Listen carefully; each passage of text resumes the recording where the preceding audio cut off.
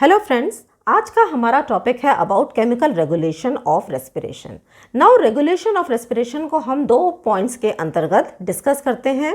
One is nervous regulation and second is chemical regulation.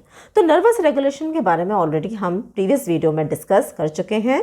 तो आज का हमारा टॉपिक है, इस वीडियो में हम केमिकल रेगुलेशन ऑफ रेस्पिरेशन को डिस्कस करेंगे, है ना। तो जैसा कि नाम से हम समझ सकते हैं, regulation of respiration under the influence of chemicals is called the chemical regulation of respiration। अगर हमारा जो रेस्पिरेशन है under the effect of chemicals ये बढ़ रहा है या कम हो रहा है, उसको हम बोलते हैं केमिकल रेगुलेशन ऑफ रेस्पिरेशन। अब पॉइंट ये आता है कि ऐसे कौन कौन से केमिकल्स हैं जो कि रेस्पिरेशन को रेगुलेट करते हैं। तो इसमें बेसिकली तीन केमिकल्स आते हैं। पहला है increase in partial pressure of carbon dioxide. जहाँ पे भी हम पार्शियल प्रेशर बोलते हैं, इसका मतलब है कॉन्सेंट्रेशन, है ना। तो जितना ज़्यादा कार्बन डाइऑक्साइड का कॉन्सेंट्रेशन होगा ब्लड के अंदर, जिसको हम हाइपरकैप्निया बोलते हैं, तो ये रेस्पिरेशन को रेगुलेट करता है। सेकेंड है decrease in partial pressure of oxygen which is also known as hypoxia, है ना। So that is the second factor which is responsible for regulation of respiration. और तीसरा है increase in hydrogen ion concentration which is also known as acidosis. तो ये तीन factors हैं, जब भी ब्लड के अंदर इनके अंदर केमिकल कॉम्पोजिशन में कोई चेंज होता है, then there occur regulation of respiration, है ना। The mechanism operate through chemo receptor. अब ये जो मैकेनिज्म है पूरा, जो कीमो रिसेप्टर्स के द्वारा रेगुलेट होता है। अब कीमो रिसेप्टर्स क्या होते हैं? तो ये वो रिसेप्टर्स होते हैं which respond to change in chemical composition of plasma, CSF और interstitial fluid of the brain, है ना। तो अगर ब्रेन का जो इंटरस्टिशियल फ्लूइड है या फिर जो ब्लड है या फिर CSF है, उसके अंदर अगर कोई केमिकल कॉम्पोजिशन में चेंज आता है तो उनको हम बोलते हैं, तो रिसेप्टर स्टिमुलेट होते हैं, जिनको हम बोलते हैं chemo receptors. Now this receptors are of two types. One is central chemo receptor and second is peripheral chemo receptor, है ना। सेंटर का मतलब होता है मिड लाइन और पेरिफेरी का मतलब होता है अवे फ्रॉम मिड लाइन, है ना। तो नाम से ही समझ सकते हैं हम इसको। जो सेंट्रल कीमो रिसेप्टर्स हैं ये सेंटर में पाए जाते हैं। सेंटर में कहाँ पे? They are located in the brain in the medulla close to dorsal respiratory group of neurons, है ना। तो जो DRG के पास में ये लोकेटेड होते हैं, इनको हम कीमो सेंसिटिव एरिया भी बोलते हैं, ठीक है। दूसरे होते हैं पेरिफेरल कीमो रिसेप्टर्स। तो ये जो पेरिफेरल कीमो रिसेप्टर्स हैं ये दो तरीके के होते हैं। One is carotid body and second is aortic body. अब ये जो कैरोटिड बॉडी है, it is located at the bifurcation of carotid artery. जहाँ पे भी जो कैरोटिड आर्टरी है हमारी ये डिवाइड होती है, वहाँ ये प्रेजेंट होते हैं। और जो आयोटिक बॉडी है, they are located in the arch of aorta, है ना। तो पहले हम रेस्पिरेटरी सेंटर को डिस्कस कर लेते हैं। तो रेस्पिरेटरी सेंटर ब्रेन स्टेम में प्रेजेंट होता है। ये ग्रुप ऑफ नर्व सेल से बना होता है। इसका काम होता है रेस्पिरेशन को रेगुलेट करना। अब ये जो सेंटर है, it is present in the pons as well as in the medulla. अब पॉन्स के अंदर दो सेंटर प्रेजेंट होते हैं, pneumotaxic centre and apneustic centre. Medulla के अंदर भी दो सेंटर प्रेजेंट होते हैं, dorsal respiratory group and ventral respiratory group. Dorsal respiratory group DRG को हम इंस्पिरेटरी सेंटर भी बोलते हैं। वेंट्रल रेस्पिरेटरी ग्रुप VRG को हम एक्सपिरेटरी सेंटर भी बोलते हैं, है ना। अब यहाँ से इंस्पिरेटरी एक्सपिरेटरी सेंटर से मोटर न्यूरॉन्स अराइज होती हैं, जो कि स्पाइनल कॉर्ड में रिले करते हैं। स्पाइनल कॉर्ड से जो इम्पल्सेस हैं फ्रेनिक नर्व के द्वारा और इंटरकॉस्टल नर्व के द्वारा डायफ्राम और हमारी जो इंटरकॉस्टल मसल्स को सप्लाई करते हैं। और जब ये मसल्स कॉन्ट्रैक्ट करती हैं तो इंस्पिरेशन की प्रोसेस होती है, ठीक है। So let us discuss about the mechanism of action of central chemoreceptors। तो जो मेन स्टिमुलस है that is increase in partial pressure of carbon dioxide और increase in hydrogen ion concentration. अगर कार्बन डाइऑक्साइड का कॉन्सेंट्रेशन CSF में बढ़ता है तो हमारे सेंट्रल कीमोरिसेप्टर स्टिमुलेट होंगे, या फिर अगर हाइड्रोजन आयन का कॉन्सेंट्रेशन बढ़ता है, अगेन ये सेंट्रल कीमोरिसेप्टर्स को स्टिमुलेट करता है ना। अब ये कीमोरिसेप्टर्स क्या होते हैं? तो आप देखें, ये जो dorsal respiratory group of neuron है which is present in the medulla, ये पोर्शन मेडुला है, इसके पास में एक छोटा सा एरिया प्रेजेंट होता है जिसको हम बोलते हैं कीमो सेंसिटिव एरिया। इसी एरिया को हम कीमो रिसेप्टर्स भी बोलते हैं, है ना। अब यहाँ पर देखें डायग्राम में, ये ब्लड है, ये ब्लड ब्रेन बैरियर है, ये CSF है और ये हमारा रेस्पिरेटरी सेंटर है। अब ब्लड और CSF के बीच में, या फिर हम ये बोल सकते हैं कि ब्लड और जो हमारा ब्रेन का इंटरस्टिशियम है, इसके बीच में एक सेमी परमिएबल मेम्ब्रेन होती है जिसको हम बोलते हैं ब्लड ब्रेन बैरियर। तो blood brain barrier it is a selective semi permeable membrane between blood and interstitium of brain. क्योंकि ब्रेन हमारा एक बहुत इंपॉर्टेंट स्ट्रक्चर है, बहुत सारे ये डिसीजंस लेता है, ये बहुत इंपॉर्टेंट रोल और हाईएस्ट ऑर्गन ऑफ फंक्शनिंग है हमारी बॉडी के अंदर, तो सारी बॉडी की चीज़ें वो ब्रेन तक नहीं पहुंच सकती है ना। जो चीज़ें हार्मफुल हैं, टॉक्सिक हैं ब्रेन के लिए, वो यहीं पे इसी लेवल पर रोक दी जाती हैं, जिसको हम बोलते हैं ब्लड ब्रेन बैरियर।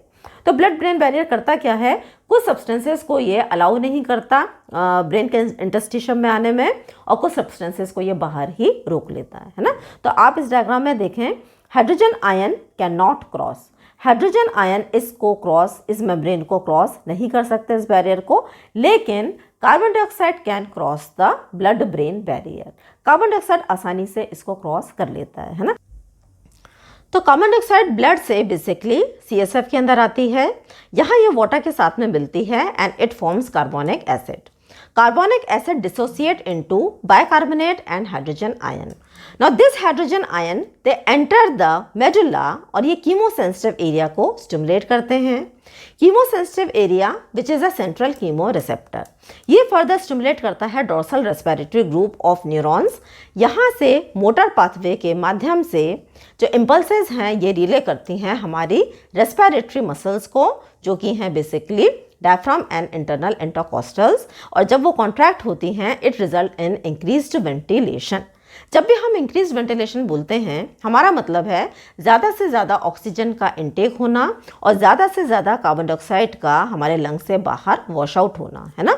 तो level is reduce to normal. यहाँ पे कार्बन डाइऑक्साइड का लेवल बढ़ रहा था और यहाँ पे कार्बन डाइऑक्साइड का लेवल कम हो गया है ना। तो अगर हम इसको फ्लोचार्ट के फॉर्म में भी देखेंगे तो यहाँ पे आप देखें, वाटर और कार्बन डाइऑक्साइड ने मिलकर कार्बोनिक एसिड बनाया, जो कि हाइड्रोजन आयन और बाइकार्बोनेट आयन में ब्रेक करेगा। अब ये जो हाइड्रोजन आयन है ये तो ब्लड ब्रेन बैरियर को क्रॉस नहीं कर सकते, क्रॉस किसने किया था, कार्बन डाइऑक्साइड ने, है ना। लेकिन ये ऑलरेडी कहाँ पे प्रेजेंट हो गए हैं, अब CSF के अंदर। तो ये अब जाते हैं और स्टिमुलेट करते हैं सेंट्रल कीमो रिसेप्टर्स को, that is the chemo sensitive area. अब यहाँ से ये रेस्पिरेटरी सेंटर को स्टिमुलेट करते हैं, और रेस्पिरेटरी सेंटर का जो बेसिकली DRG है, dorsal respiratory group, that is the inspiratory centre, इसको स्टिमुलेट करेंगे and as a result there is increased ventilation. Next let us study about the mechanism of action of peripheral chemo receptors. तो जो peripheral chemo receptors हैं, इसका जो main stimulus होता है that is decrease in partial pressure of oxygen. Again जब भी हम पार्शियल प्रेशर ऑफ ऑक्सीजन बोल रहे हैं तो पार्शियल प्रेशर से हमारा मतलब है कॉन्सेंट्रेशन, है ना। तो जब भी ऑक्सीजन का कॉन्सेंट्रेशन कम होगा ब्लड में, जिसको हम हाइपोक्सिया बोलते हैं, इन दैट केस ये पेरिफेरल कीमो रिसेप्टर्स को स्टिमुलेट करेगा, but to some extent increase in partial pressure of carbon dioxide और increase in hydrogen ion concentration, ये भी कुछ हद तक पेरिफेरल कीमो रिसेप्टर्स को स्टिमुलेट करते हैं, है ना। तो अब हम डायग्राम देखते हैं कि ये रिसेप्टर्स एक्चुअली में कहाँ प्रेजेंट है, कहाँ ये लोकेटेड हैं। This is the diagram of arch of aorta. Ascending aorta आगे जाके आर्च ऑफ अयोटा बनाती है, जो कि आगे जाके बनाती है descending aorta. Arch of aorta की 3 ब्रांचेज हैं, brachiocephalic artery, then left common carotid artery and then left subclavian artery. अब ये जो लेफ्ट कॉमन कैरोटिड आर्टरी है, ये 2 में बाइफरकेट होती है, 2 में डिवाइड होती है। बाहर वाली लेफ्ट एक्सटर्नल कैरोटिड आर्टरी और अंदर वाली left internal carotid artery. Brachiocephalic artery है, यहाँ से एक ब्रांच निकलती है राइट सबक्लेवियन आर्टरी। उसके बाद में ये जो राइट कॉमन कैरोटिड आर्टरी है, अगेन ये 2 में डिवाइड होती है, अंदर वाली इंटरनल कैरोटिड आर्टरी और बाहर वाली राइट एक्सटर्नल कैरोटिड आर्टरी। अब हमारे जो पेरिफेरल कीमो रिसेप्टर्स हैं, ये 2 टाइप के होते हैं। One is carotid body which is located at the bifurcation of the internal and external carotid artery, है ना। जहाँ पर भी ये जो कॉमन कैरोटिड आर्टरी है ये बाइफर्केट करती है, वहाँ पे पाए जाते हैं हमारे peripheral chemo receptor, that is carotid body.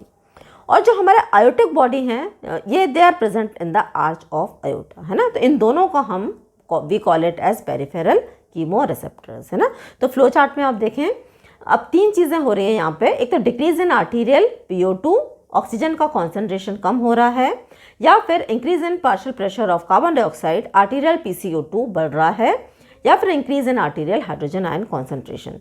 तीनों फैक्टर्स ये स्टिमुलेट करते हैं पेरिफेरल कीमोरिसेप्टर्स को। कौन कौन से? Carotid body and aortic body, है ना, ये वाली और ये आयोटिक बॉडी। अब यहाँ से इम्पल्सेस, कैरोटिड बॉडी से इम्पल्सेस 9th क्रेनियल नर्व, ये वाली 9th cranial nerve that is the sinus nerve, ठीक है, और आयोटिक बॉडी से 10th क्रेनियल नर्व यानी कि that is the aortic nerve के द्वारा ये इम्पल्सेस जाती हैं कहाँ पे? Dorsal respiratory group of neuron, है ना। तो रेस्पिरेटरी सेंटर में जाती हैं और यहाँ पे प्लस का निशान है, यानी कि क्या करेंगी? ये इसको स्टिमुलेट करती हैं। अब यहाँ से मोटर न्यूरॉन्स के माध्यम से impulses they go to the respiratory muscle. तो यहाँ पे आप देखें कैरोटिड बॉडी से आयोटिक बॉडी से इम्पल्सेस डीआरजी में गए, डीआरजी से मोटर न्यूरॉन से इम्पल्सेस रेस्पिरेटरी मसल्स में आया जो कि हमारी डायफ्राम है और इंटरनल इंटरकोस्टल मसल है, और जब ये कॉन्ट्रैक्ट करती हैं it result in increased ventilation, है ना। अगेन हम जब वेंटिलेशन बोल रहे हैं इसका मतलब क्या है? इसका मतलब है ज़्यादा से ज़्यादा ऑक्सीजन लंग्स के अंदर आ रही है और ज़्यादा से ज़्यादा कार्बन डाइऑक्साइड लंग्स से बाहर वॉश आउट हो रही है। तो अगर हम वीडियो को समराइज करें तो increase in arterial partial pressure of carbon dioxide या फिर increase in hydrogen ion concentration, है ना, ये सेंट्रल कीमोरिसेप्टर्स को स्टिमुलेट करता है। Increase in partial pressure of carbon dioxide, increase in hydrogen ion concentration और मेनली डिक्रीज इन, ये मेन फैक्टर है, डिक्रीज इन आर्टीरियल PO2, ये स्टिमुलेट करता है पेरिफेरल कीमोरिसेप्टर्स को। सेंट्रल कीमोरिसेप्टर्स मेडुला में प्रेजेंट हैं, कीमोसेंसिटिव एरिया नाम से जाने जाते हैं।